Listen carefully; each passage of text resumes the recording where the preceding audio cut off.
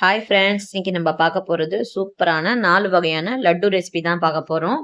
இந்த லட்டுக்கள் எல்லாம் செய்கிறது ரொம்பவே ஈஸி. நீங்கள் பிகினராக இருந்தால் கூட ஈஸியாக இந்த லட்டுக்கள் எல்லாம் செய்ய முடியும். வீடியோவுக்கு நடுவில் நான் உங்களுக்காக சின்ன சின்ன டிப்ஸ் எல்லாம் சொல்லியிருக்கேன். அதெல்லாம் நீங்கள் ஃபாலோ பண்ணால் ரொம்ப சூப்பரான ஈஸியான லட்டுக்கள் நீங்களும் செய்யலாம். நம்ம சேனலுக்கு நீங்கள் ஃபஸ்ட் டைம்னா சப்ஸ்கிரைப் பண்ணிக்கோங்க. பக்கத்தில் இருக்கிற பெல் பட்டனையும் அழுத்திக்கோங்க. அப்போ தான் உடனுக்குடனே உங்களுக்கு நோட்டிஃபிகேஷன் வரும். முதல்ல நான் அடுப்பு மேலே ஒரு நான்ஸ்டிக் கடாயை வச்சுருக்கேன். அதில் 1 லிட்டர் பால் சேர்த்துக்கிறேன். பால் சேர்த்ததுமே நீங்கள் ஹை ஃப்ளேமில் வச்சுக்கோங்க. இப்போ பால் பொங்கி வரும்போது நம்ம மீடியம் ஃப்ளேமில் வச்சுக்கலாம். இப்போ பால் நல்லா கொதிச்சு நல்லா பால் பாதியாக வற்றி வரணும். இப்போ பார்த்தீங்கன்னா தெரியும் பால் எவ்வளோ திக்காக இருக்குதுன்னு. நீங்கள் ஃபுல் ஃபேட் மில்க் கூட எடுத்துக்கலாம். அதுவும் உங்களுக்கு ரொம்ப திக்காகவே சீக்கிரமாக கிடச்சிடும். இப்போ பார்த்தீங்கன்னா பால் பாருங்கள் கொஞ்சம் கொஞ்சமாக கொதித்து நல்லா வற்றிக்கிட்டே இருக்குன்னு. இந்த மாதிரி ஓரத்தில் சேர்க்குற ஆடையெல்லாம் நீங்கள் அதிலே தள்ளி விட்டுருங்க. அப்போ தான் ரொம்ப க்ரீமியாக ரொம்ப சூப்பராக இருக்கும். இப்போ பார்த்தீங்கன்னா பால் பாருங்கள் முக்கால்வாசி வற்றி வந்துடுச்சு. இப்போ பாருங்கள் பால் நல்லா திக்காக மாதிரி இருக்குன்னு. இந்த மாதிரி ஓரத்தில் வர்ற ஆடைகள் எல்லாம் நீங்கள் அதிலே தள்ளி விட்டுருங்க. நீங்கள் இப்படி செஞ்சுக்கிட்டே இருக்கும்போது அந்த பால் ஆடை கூட வேஸ்ட் ஆகாது. ரொம்பவே சூப்பராக இருக்கும். இப்போ பார்த்தீங்கன்னா பால் நல்லா குறைஞ்சிருக்கு. இந்த ஸ்டேஜில் நான் 1 டீஸ்பூன் அளவுக்கு எலுமிச்சை ஜூஸை சேர்த்துக்கிறேன். சேர்த்துட்டு நல்லா கைவிடாமல் இப்போத்துலேருந்து நம்ம கலரி விட்டுக்கிட்டே இருக்கணும். நம்ம கை விட்டுட்டோம்னா அந்த பால் எல்லாம் பன்னீர் மாதிரி மாறிடும். நீங்கள் இந்த மாதிரி கலந்து விட்டுக்கிட்டே இருக்கும்போது தான் நல்லா நம்மளுக்கு ரொம்ப அருமையாக ஒரு பால்கோவா ஸ்டேஜில் கிடைக்கும். இந்த ஸ்டேஜில் நான் 1/2 கப் அளவு சர்க்கரையை சேர்த்துருக்கேன். சேர்த்துட்டு சர்க்கரை நல்லா கரையணும். நம்ம நல்லா கலந்து விட்டுக்கலாம். இப்போ பார்த்தீங்கன்னா தெரியும் சர்க்கரை நல்லா கரைஞ்சி நல்லா தண்ணியாக மாறுது பாருங்கள். இப்போ நம்ம ஹை ஃப்ளேமில் வச்சு நல்லா கொதிக்க விடலாம். அப்போ தான் நம்ம பால் இன்னமும் நல்லா இறுகி வரும். இப்போ பார்த்தீங்கன்னாலே தெரியும் சர்க்கரை நல்லா கரைஞ்சி வந்திருக்குன்னு பாருங்கள். இப்போ நம்ம 1 டீஸ்பூன் அளவுக்கு நெய் சேர்த்துக்கலாம். நெய் சேர்த்தா இன்னும் ரொம்பவே வாசனையாக இருக்கும். சேர்த்துட்டு மறுபடியும் நல்லா கலந்து விடுங்க. இப்போ பார்த்தீங்கன்னா சர்க்கரை நல்லா கரைஞ்சி இந்த மாதிரி கொஞ்சம் திக்காக மாறுது பாருங்கள். இப்போ நம்ம 1/2 கப் அளவுக்கு பால் பவுடரை சேர்த்துக்கலாம். சேர்த்துட்டு இந்த பால் பவுடர்லாம் நல்லா கெட்டிப்படாத அளவுக்கு நம்ம கலந்து விடணும். நம்ம இந்த மாதிரி நல்லா கலந்து விட்டுக்கிட்டே இருக்கும்போது தான் அந்த பால் பவுடர் நல்லா கரைஞ்சி வரும். இப்போ பாருங்கள் நல்லா பால் பவுடர் கரைஞ்சாச்சு. இந்த ஸ்டேஜில் நம்ம 1/4 டீஸ்பூன் அளவுக்கு ஏலக்காய் தூளை சேர்த்துக்கலாம். சேர்த்துட்டு நல்லா கலந்து விட்டுக்கோங்க. இப்போ பார்த்தீங்கன்னா நல்லா திக்காக மாறி இருக்குன்னு பாருங்கள். இது இன்னமும் நல்லா இறுகி வரணும். அது வரைக்கும் நம்ம கலந்து விட்டுக்கிட்டே இருக்கலாம். இப்போ இந்த மாதிரி ஒரு ஸ்பேட்ச் எடுத்து நம்ம நல்லா அழுத்தி அழுத்தி தேய்ச்சி நல்லா கலந்து விடலாம். அப்போ தான் அது அங்கங்கே மட்டும் கெட்டிப்படாமல் ரொம்பவே சாஃப்டாக இருக்கும். இப்போ பார்த்தீங்கன்னா நல்லா திக்காக மாறி இருக்குன்னு பாருங்கள். இந்த ஸ்டேஜில் நம்ம அடுப்பை ஆஃப் பண்ணிடலாம். அடுப்பை ஆஃப் பண்ணிவிட்டு இந்த மாதிரி நல்லா தேய்ச்சி விட்டு கலந்து விட்டுக்கோங்க. நான் முன்னாடியே சொன்ன மாதிரி அப்போ தான் அது நல்லா கெட்டிப்படாமல் இருக்கும். இப்போ பார்த்தீங்கன்னா தெரியும் உங்களுக்கு இந்த அளவுக்கு நல்லா திக்காக இருக்குன்னு பாருங்கள். இப்போ அவ்வளோதான். இப்போ நம்ம செஞ்ச கோவாவை ஒரு பிளேட்டில் மாற்றிக்கலாம். இப்போ நம்ம செஞ்ச கோவாவை ஒரு பிளேட்டில் மாற்றிக்கிட்டு ஒரு 2லேருந்து 3 மணி நேரம் நம்ம வெளியில் நல்லா ஆற வைக்கணும். இல்லைன்னா நீங்கள் ஃப்ரிட்ஜில் கூட வச்சுக்கலாம். அது ரொம்பவே சீக்கிரமாக ஆறி வரும். இந்த மாதிரி நல்லா பிளேட்டில் நல்லா பரத்தி விட்டு நம்ம ஆற வச்சோம்னா ரொம்பவே சீக்கிரமாக ஆறி வரும். இப்போ ஒரு 3 மணி நேரம் நான் ஃப்ரிட்ஜில் வச்சு எடுத்திருக்கேன். இப்போ பார்த்தீங்கன்னா தெரியும் பாருங்கள் நல்லா மாவு மாதிரி இருக்குன்னு. இப்போ நம்ம கையில் கொஞ்சம் எண்ணெயை தடவி இதை நல்லா சப்பாத்தி மாவு மாதிரி நம்ம பிசைஞ்சு எடுத்துக்கலாம். ஒரு 2 நிமிஷம் போல் நீங்கள் பிசைஞ்சாலே போதும். ரொம்ப நல்லா நல்ல மாவு மாதிரி வரும். பார்த்தீங்கன்னா நான் பிசைஞ்சு எடுத்தாச்சு. இப்போ நம்ம கையில் கொஞ்சமாக நெய் தடவிக்கலாம். தடவிக்கிட்டு கொஞ்சமாக அதுலேருந்து கோவாவை எடுத்து நம்ம லட்டு சைஸுக்கு உருட்டி எடுத்துக்கலாம். உங்களுக்கு பெரிய சைஸ் வேணும்னா நீங்கள் பெருசாக உருட்டிக்கோங்க. இல்லைன்னா நீங்கள் சின்னதாக கூட உருட்டிக்கலாம். இப்போ முதல்ல இந்த மாதிரி பிடிச்சிக்கிட்டு அதுக்கப்புறம் நம்ம லைட்டாக உருட்டினாலே போகிறோம். நல்லா நம்மளுக்கு லட்டு சைஸுக்கு ரொம்ப சூப்பராக வந்திருக்குன்னு பாருங்கள். முதல்ல நீங்கள் பார்க்கும்போது கொஞ்சம் கோவா இறுகின மாதிரி தான் தெரியும். நீங்கள் ஃப்ரிட்ஜில் வச்சு பாருங்கள். ரொம்ப சூப்பராக நம்மளுக்கு லட்டு கிடைக்கும். நீங்கள் லைட்டாக இந்த மாதிரி உருட்டிக்கிட்டாலே போதும். ரொம்ப அழகாக கிடைக்கும். இப்போ நான் எல்லா லட்டுகளுமே உருட்டியாச்சு. நான் அழகுக்காக சின்ன சின்னதாக பிஸ்தா கட் பண்ணி வச்சுருக்கேன். இப்போ நம்ம சர்வ் பண்ணலாம். அவல் லட்டு செய்கிறதுக்கு முதல்ல ஒரு கடாயில் 1/4 கப் நிலக்கடலையே நல்லா வந்து வறுத்து எடுத்துக்கோங்க. மீடியம் ஸ்லோ ஃப்ளேமில் வச்சுட்டு நல்லா வந்து அந்த நிலக்கடலை வந்து நல்லா முறுமுறுன்னு வேகணும். அது வரைக்கும் வறுத்து தனியாக வச்சுக்கோங்க. இப்போ அடுத்தது அதே கப்லேயே 1/4 கப்பு பொட்டுக்கடலையே சேர்த்துக்கோங்க. சேர்த்துட்டு அதுவும் ஒரு 2 நிமிஷத்துக்கு நல்லா வதக்கி தனியாக வச்சுக்கோங்க. இப்போ அதே பேன்லேயே நம்ம 1 கப் அளவுக்கு அவல் சேர்த்துக்கலாம். அவல் நல்லா சூடாக இருக்கணும். அது வரைக்கும் நம்ம வதக்கி எடுத்துக்கலாம். அவல் வந்து கொஞ்சம் கூட வந்து ஈரத்தன்மையே இருக்கக்கூடாது. அந்த மாதிரி நம்ம வதக்கி நல்லா ஆற வச்சு ஒரு மிக்ஸி ஜாரில் சேர்த்துக்கலாம். இப்போது நம்ம வறுத்து வச்ச இந்த பொருட்களை எல்லாம் வந்து ஒரு மிக்ஸி ஜாரில் சேர்த்துட்டு நல்லா ஃபைன் பவுடராக வந்து அரைச்சி எடுத்துக்கோங்க. கொஞ்சம் கூட வந்து அங்கங்கே வந்து திப்பியாக இருக்கக்கூடாது. அந்தளவுக்கு எவ்வளோக்கு எவ்வளோ முடியுமோ அந்தளவுக்கு நைஸாக வந்து அரைச்சி எடுத்துன்னு வந்துடலாம். இப்போ இதை அரைச்சிட்டு நம்ம வந்து தனியாக எடுத்து வச்சுக்கலாம். அடுத்தது நம்ம ஒரு பேன் எடுத்து வச்சுக்கலாம். அதில் 3/4 கப் பொடிச்ச வெல்லத்தை சேர்த்துக்கோங்க. 1/2 கப் தண்ணி சேர்த்துக்கோங்க. சேர்த்துட்டு வெல்லம் நல்லா ஒரு 10 நிமிஷத்துக்கு கொதிச்சு வர வரைக்கும் வெயிட் பண்ணுங்கள். உங்கள் வெல்லமில் தூசு மண் என்ன இருந்தால் நீங்கள் இந்த ஸ்டேஜில் ஃபில்டர் பண்ணி எடுத்துக்கோங்க. இப்போ நம்ம அரைச்சி வச்ச இந்த பொடியெல்லாம் நம்ம வந்து இதில் வந்து சேர்த்துக்கலாம். 3 டேபிள் ஸ்பூன் டெசிகேட்டட் கோகோனட் சேர்த்துக்கோங்க. சேர்த்துட்டு நல்லா வந்து மிக்ஸ் பண்ணி விட்டுக்கலாம்.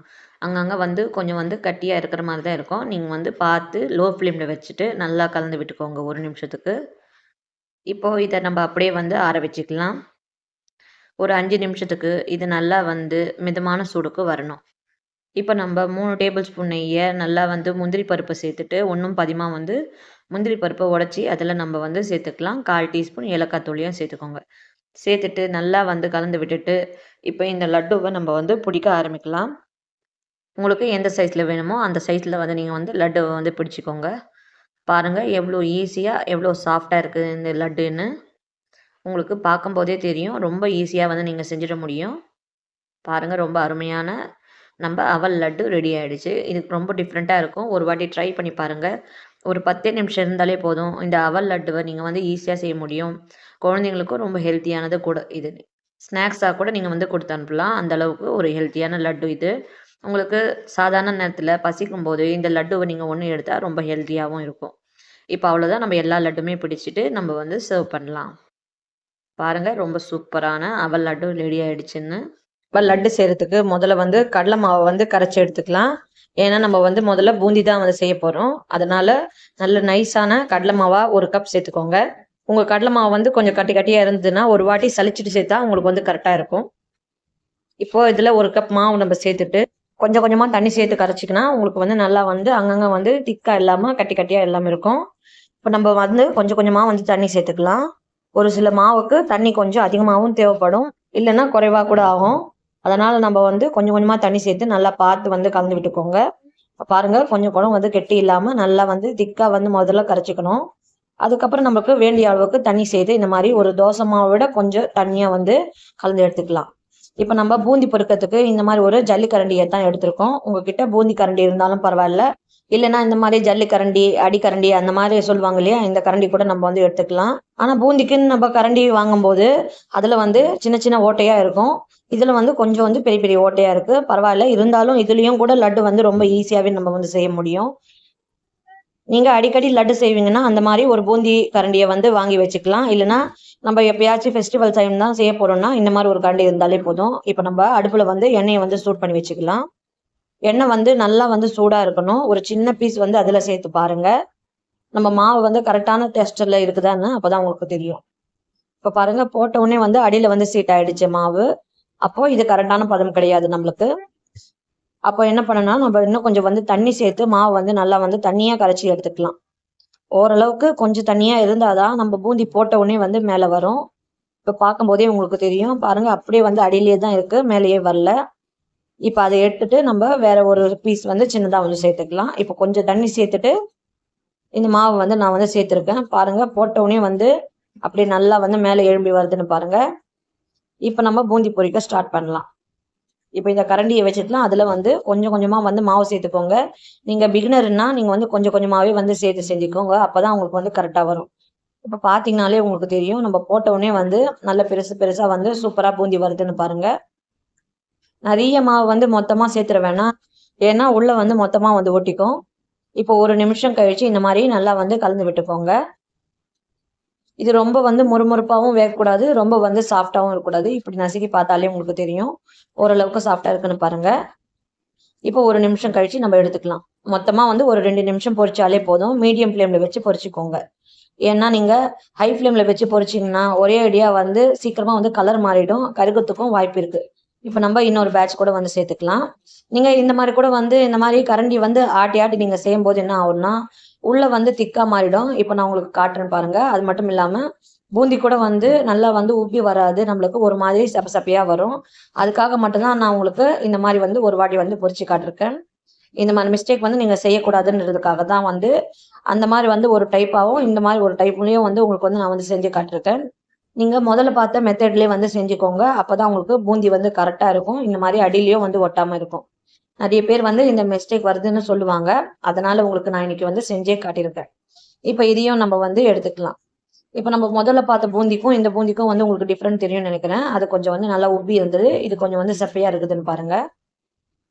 இப்போ இதை நல்லா வந்து கொஞ்ச நேரம் வந்து ஆற வச்சிடலாம். இப்ப அடுத்தது நம்ம வந்து சக்கரை பாகு ரெடி பண்றதுக்கு ஒரு அடிகனமான கடாய் எடுத்துக்கோங்க.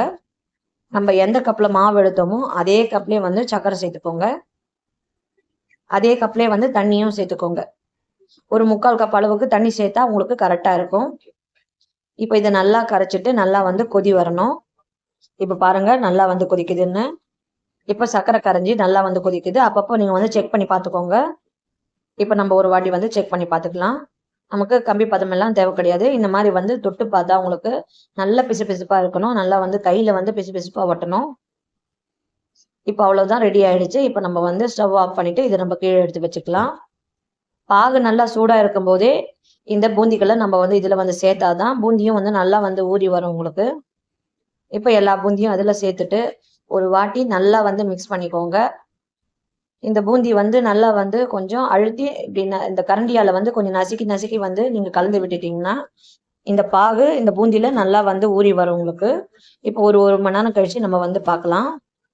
இப்ப பாருங்க, உங்களுக்கு பார்க்கும் போதே தெரியும் நம்ம சக்கரை பாகு எல்லாம் வந்து நல்லா வந்து ஊறி வந்திருக்குன்னு.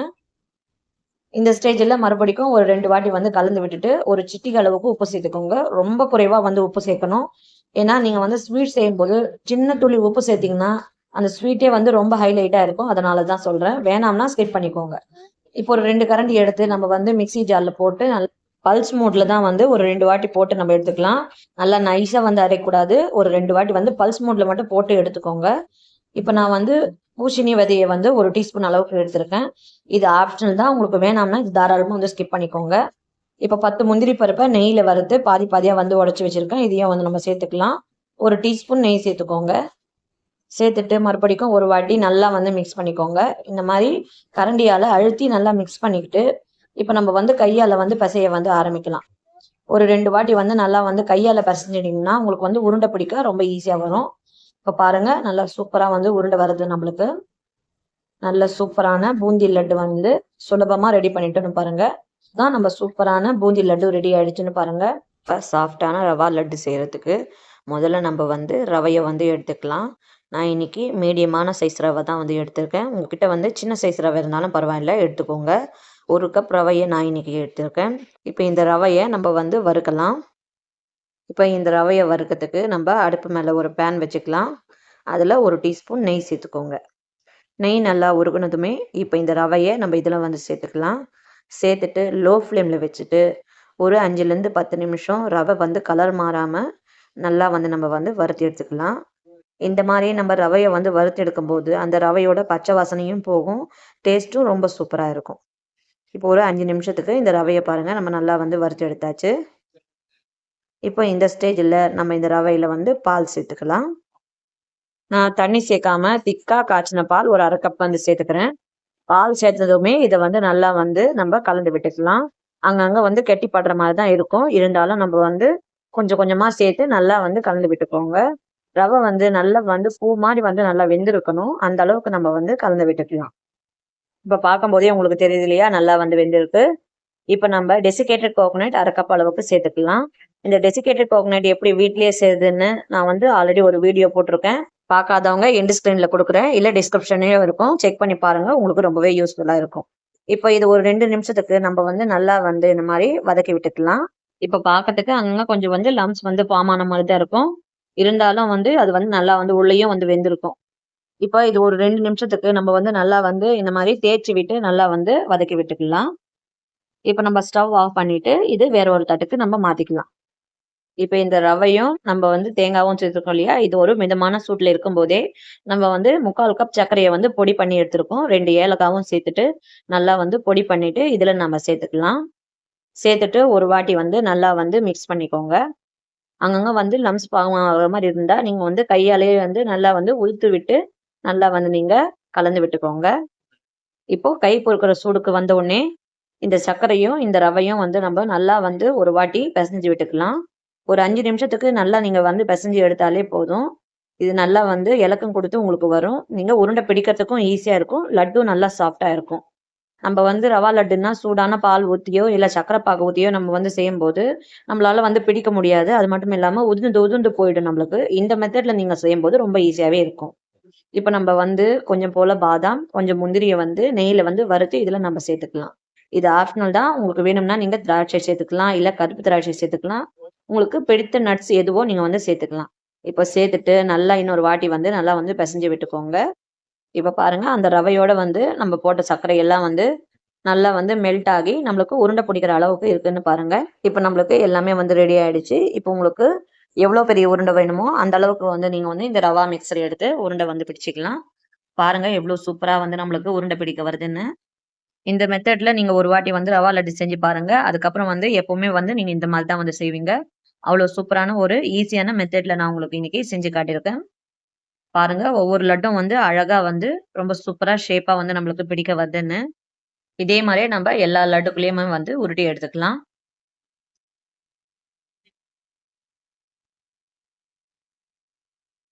அவ்வளோதாங்க நம்ம சூப்பரான சாஃப்ட்டான ரவா லட்டு ரெடி ஆயிடுச்சுன்னு. அப்படியே நீங்க வந்து கடையில வாங்குன டேஸ்ட் மாரி இருக்கும். ரொம்ப சூப்பரான ஒரு டேஸ்ட்ல, ரொம்ப ஈஸியான மெத்தட்ல நம்ம இன்னைக்கு இந்த ரவா லட்டு ரெசிபிய வந்து செஞ்சிருக்கோம். கண்டிப்பா நீங்களும் இந்த மெத்தட்ல வந்து ஒரு வாட்டி ரவா லட்டு செஞ்சு பார்த்துட்டு எப்படி இருக்குன்னு கமெண்ட்ஸ்ல சொல்லுங்க. இந்த வீடியோ புடிச்சிருந்தா ஒரு லைக் குடுங்க. குக்கிங் வித் ஜோதி தமிழ சப்ஸ்கிரைப் பண்ணிக்கோங்க. ஆல்ரெடி நம்ம சேனல்ல நெறைய விதமான ஸ்வீட் ரெசிபி எல்லாம் போட்டுருக்கேன். பார்க்காதவங்க டிஸ்கிரிப்ஷன் கீழ குடுக்குறேன். செக் பண்ணி பார்த்துக்கோங்க. இன்னொரு நல்ல டிஷ்ல சந்திக்கலாம். Thank you. பாய்.